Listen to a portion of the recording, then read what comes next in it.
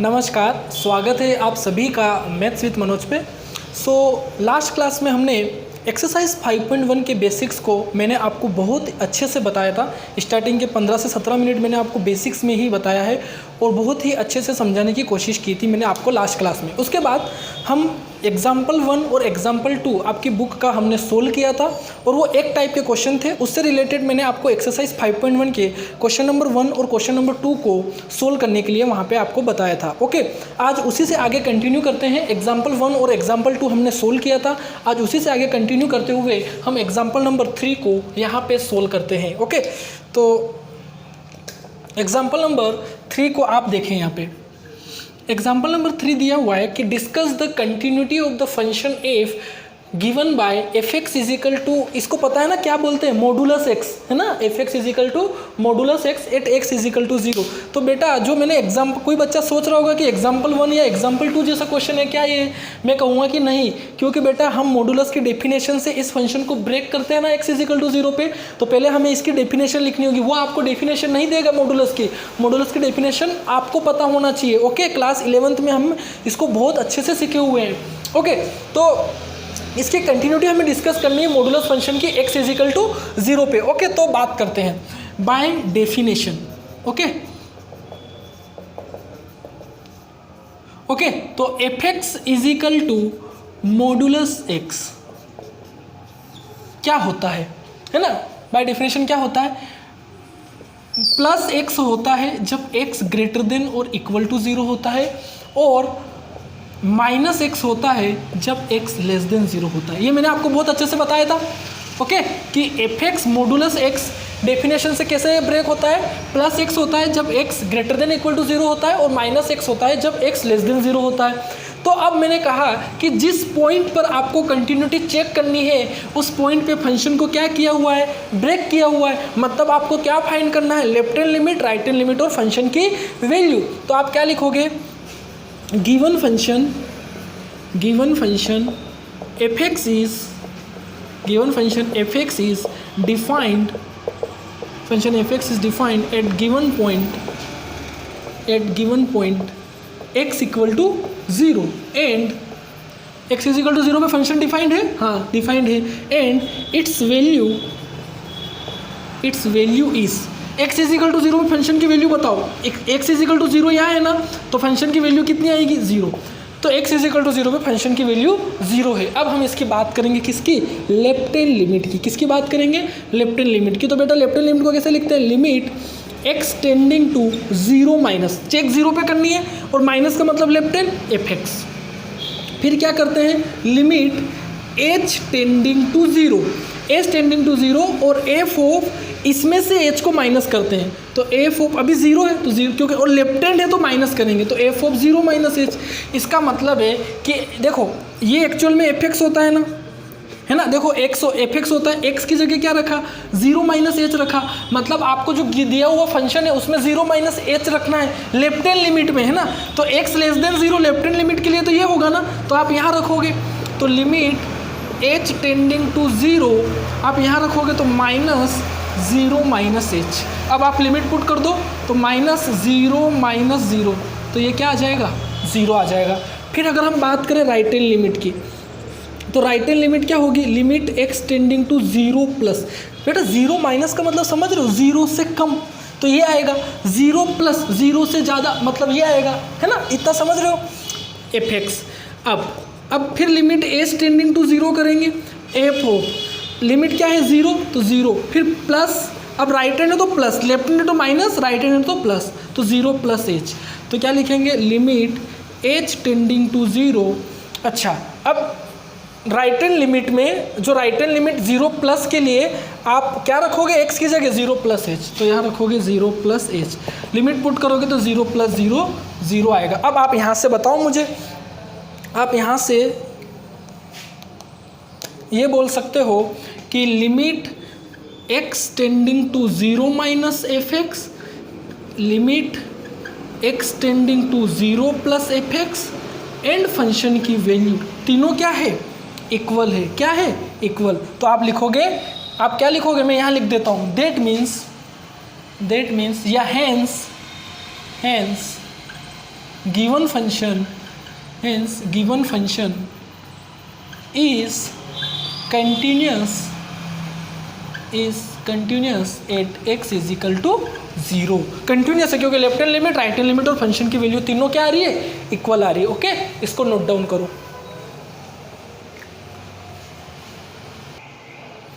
Okay, अब बात करते हैं एग्जाम्पल नंबर 4 की। एग्जाम्पल नंबर 4 में बेटा आपको दिया है show that the function F given by fx equal to x square plus 3 if x not equal to 0 and 1 if x is equal to 0 is not continuous at x is equal to 0। ये कुछ proof करने जैसा है, आपको show करके बताना है कि ये फंक्शन कंटिन्यूस नहीं है x is equal to 0 पे। ओके, तो देखो यहाँ पे मैं इसको बताता हूँ सोल्व करके। सबसे पहले तो आपको जो फंक्शन दिया है आप उसको सही से लिखो कि x नॉट इक्वल टू 0 मतलब या तो x लेस देन 0 होगा और x ग्रेटर देन 0 होगा। दोनों पे वैल्यू कितनी है, x स्क्वायर प्लस 3 है ना, ये तो हमने लिख दिया। और x इक्वल टू 0 पर उसने वैल्यू दी है कितनी 1। ओके, ये हमने उसको लिख दिया। x नॉट इक्वल टू 0 का मतलब क्या हुआ कि x लेस देन 0 और x ग्रेटर देन 0 और x इज इक्वल टू 0 पे उसने हमको 1 दिया है। तो अब हम यहाँ से क्या लिखेंगे, हम यहाँ से लिखेंगे कि given function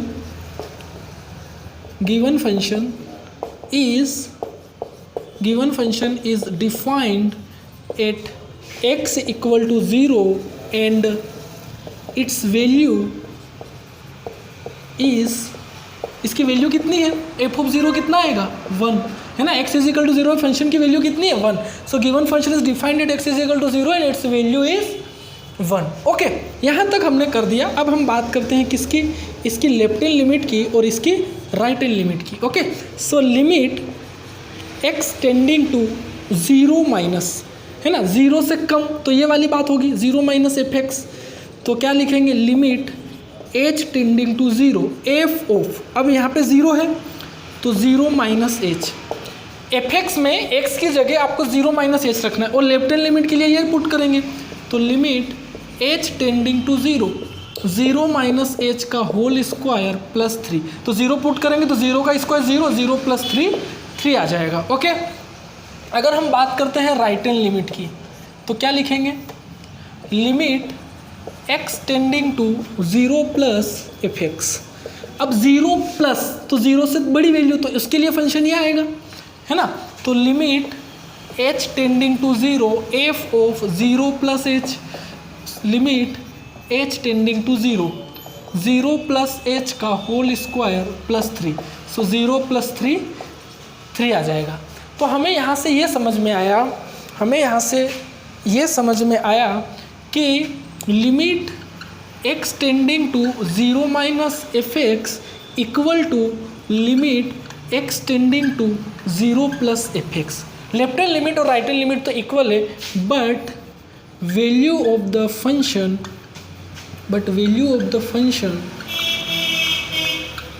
at x equal to 0 is है ना, value of the function at x equal to 0 is not equal to left hand limit and right hand limit. Okay,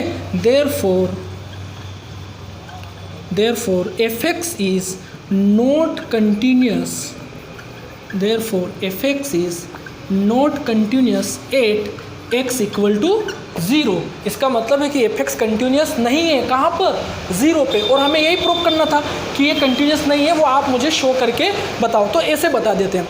एक बात और मैं आपको यहाँ बता दूँ कि अगर फंक्शन कंटिन्यूस नहीं होता है और जिस पॉइंट पे कंटिन्यूस नहीं होता है उसी पॉइंट को डिसकंटिन्यूटी पॉइंट भी बोलते हैं, क्योंकि वो डिसकंटिन्यूस है ना और वो उसी पॉइंट पे है तो उसको डिसकंटिन्यूटी पॉइंट भी बोलते हैं। जैसे ये फंक्शन fx है, अभी ये कंटिन्यूस नहीं है, कहाँ पर नहीं है, 0 पर, तो x is equal to 0 is also called discontinuity point of this function. Okay, note करो इसको।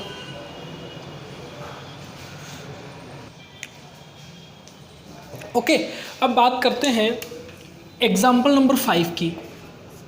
ओके, एग्जाम्पल नंबर 5 कुछ अलग टाइप का क्वेश्चन है। तो अभी हम एक क्वेश्चन वो सीखे थे एग्जाम्पल 1 और 2 में, एक टाइप वो सीखे थे, फिर एग्जाम्पल 3 में दूसरा टाइप सीखे, और एक टाइप ये है देखो पहले क्वेश्चन पढ़ो। क्वेश्चन है कि check the points where the constant function F x is equal to के is continuous.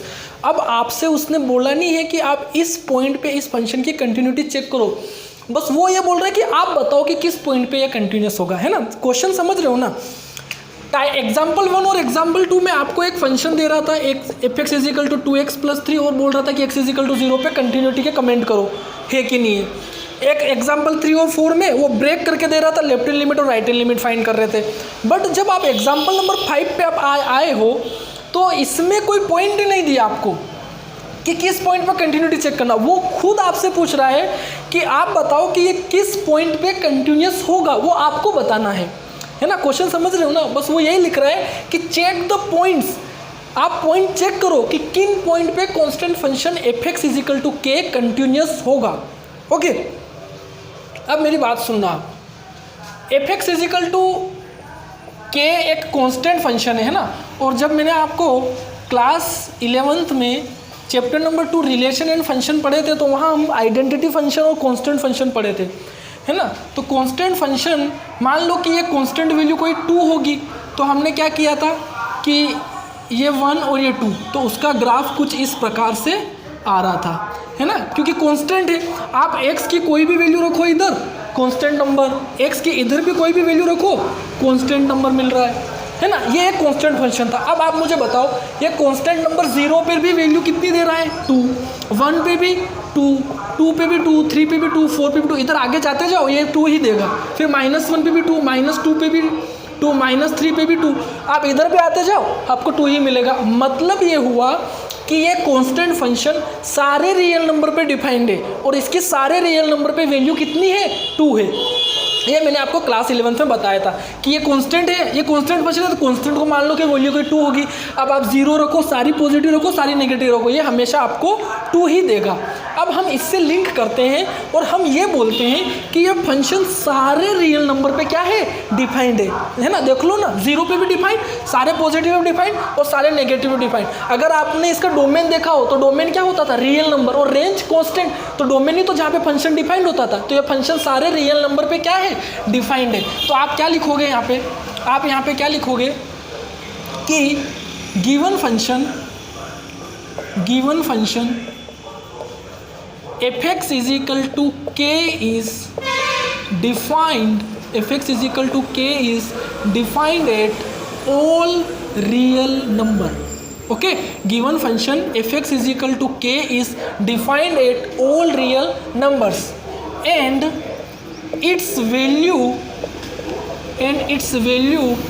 at every real number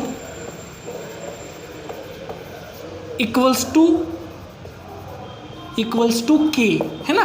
आप किसी भी रियल नंबर पे इसकी वैल्यू निकालोगे आपको k ही मिलेगी, मतलब कांस्टेंट ही। अभी बताया ना मैंने, आप कोई भी x की वैल्यू लो आपको हमेशा कांस्टेंट ही मिल रहा है। तो मैंने क्या लिखा है कि ये फंक्शन डिफाइंड है सारे रियल नंबर के लिए और इसकी वैल्यू आप सारे रियल नंबर पे आपको कांस्टेंट ही मिलेगी।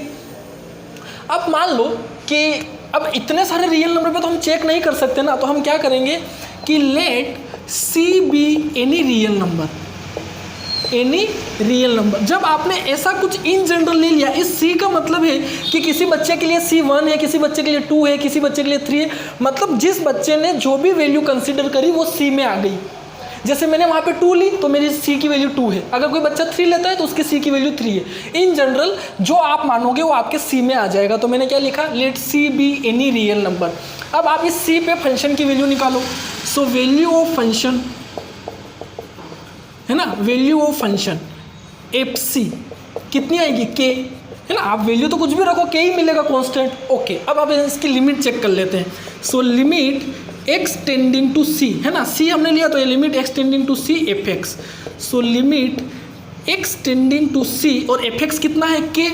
तो क्या c आप यहाँ पुट कर पाओगे क्या, नहीं।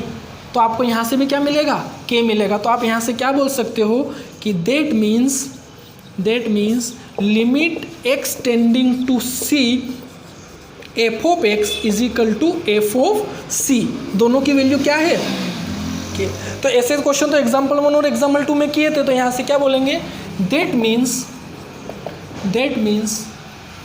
F x is continuous, that means F x is continuous, है ना, that means F x is continuous eight all real number. Okay, तो हम यहाँ से बोल देंगे, उसने वही तो पूछा है कि आप पॉइंट बताओ कौन से पॉइंट पे कंटिन्यूस है, तो हम बोल देंगे कि एफ एक्स कंटिन्यूस है सारे रियल नंबर के लिए। ओके, तो ये एग्जाम्पल नंबर 5 था, इसको नोट करो। कुछ एग्जाम्पल 5 जैसा ही एग्जाम्पल 6 दिया हुआ है ना। क्वेश्चन है कि prove that the identity function on real number given by F x is equal to x is continuous at every real number, है ना। आपको इसको प्रूफ करके बताना है कि ये आइडेंटिटी फंक्शन कंटिन्यूस है सारे रियल नंबर के लिए। अगर आप क्लास 11th में आइडेंटिटी फंक्शन को चैप्टर 2 में ध्यान से पढ़े होंगे तो आपको पता होगा कि आइडेंटिटी फंक्शन में हम जो इनपुट देते हैं हमें वही आउटपुट मिलता है। मतलब जब हम x इज इक्वल टू 0 रखते थे तो हमें 0 मिलता था, है ना, 1 रखते थे तो 1, 2 रखते थे तो हमें 2 मिलता था। तो इस टाइप से इसका जो ग्राफ आता था वो straight line passing through origin आता था, है ना। मतलब जो इनपुट रख रहे थे आपको वही आउटपुट मिल रहा था। -1 रखोगे तो -1, -2 रखोगे तो -2, इस टाइप से आपको वहाँ कर्व मिल रहा था। और मैंने बताया था कि इसकी डोमेन भी इसका रियल नंबर आया था और इसकी रेंज भी रियल नंबर आया था। मतलब ये है कि ये फंक्शन सारे रियल नंबर के लिए क्या है, डिफाइंड है। ओके, तो उसने भी वही बोला है कि prove that the identity function on real number given by F x is equal to x is continuous at every real number. आपको प्रूफ करके बताना है। ओके, तो आप क्या लिखोगे कि given function is defined at all real number, given function is defined at all real numbers। Okay, ये सारे रियल नंबर के लिए डिफाइंड है। अब हम इतने सारे रियल नंबर के लिए तो डिफाइन चेक नहीं करेंगे, तो हम क्या करेंगे, let c be any real number. Okay, जैसे मान लो कि मैं x इज इक्वल टू 1 के लिए इसकी कंटिन्यूटी चेक कर रहा हूँ तो मेरे c की वैल्यू 1 है। कोई बच्चा x इज इक्वल टू 2 के लिए इसकी कंटिन्यूटी चेक कर रहा है तो उसकी c की वैल्यू 2 है ना। इन जनरल हम बात करेंगे इस c का मतलब कि इसके अंदर सारे रियल नंबर आ गए। ओके, तो अब हम फाइंड करेंगे वैल्यू ऑफ द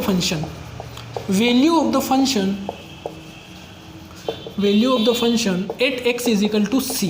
तो f ऑफ c बता सकते हो यहाँ से कितना आएगा, f ऑफ c कितना आ जाएगा, c। तो ये तो आ गई वैल्यू ऑफ द फंक्शन।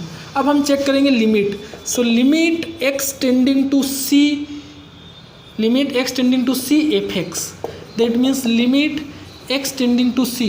और एफ एक्स कितना है, x है, तो यहाँ पुट करोगे x की जगह c पुट करोगे तो यहाँ कितना आ जाएगा, c आ जाएगा। मतलब यहाँ से आप बोल सकते हो कि limit x tending to c f x equal आया है f ऑफ c के। इसका मतलब क्या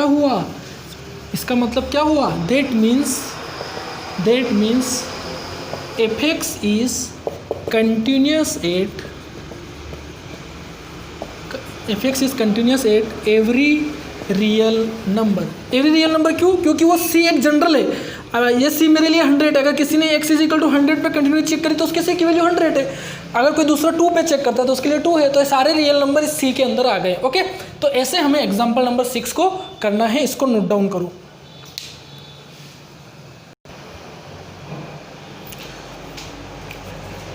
ओके, तो आज की क्लास में हम एग्जाम्पल 6 तक रखते हैं। पार्ट 1 में हमने एग्जाम्पल 1 और एग्जाम्पल 2 को देखा था, उससे रिलेटेड आपने एक्सरसाइज 5.1 के क्वेश्चन नंबर 1 और 2 को सोल्व किया होगा। आज हमने एग्जाम्पल 3, 4, 5 और 6 को पढ़ा है। इससे रिलेटेड आप एक्सरसाइज के क्वेश्चन नंबर 3 को ट्राई कर सकते हैं। एक्सरसाइज 5.1 के क्वेश्चन नंबर 3 को ट्राई कर सकते हैं। ओके, और क्वेश्चन नंबर 6 के भी आप कर सकते हो। क्वेश्चन नंबर 6 आप कर सकते हो, 7 आप कर सकते हो। अगर आपको मॉडुलस कंसेप्ट अगर आपको आ गया है, ये एक्चुअल में सिग्नम फंक्शन है, क्वेश्चन नंबर 8 दिया हुआ है वो। ओके, तो आप कर सकते हो ऐसे क्वेश्चन, बट ज़्यादा नहीं करना है, अभी हम थोड़ा स्लो चल रहे हैं। ओके, तो एग्जाम्पल 6 तक हमें करना है। अब इसके बाद मैं एक्सरसाइज पे जा रहा हूँ। ये बाकी के जो एग्जाम्पल है अगर हम एक्सरसाइज कर लेंगे तो ये तो अपने आप हो जाएंगे हमसे। तो अब हम डायरेक्ट नेक्स्ट क्लास से हम एक्सरसाइज में जाएंगे। ओके, एक्सरसाइज 5.1 को सोल्व करेंगे। ओके, तब तक अपना ध्यान रखें और हमेशा खुश रहे। Okay, bye.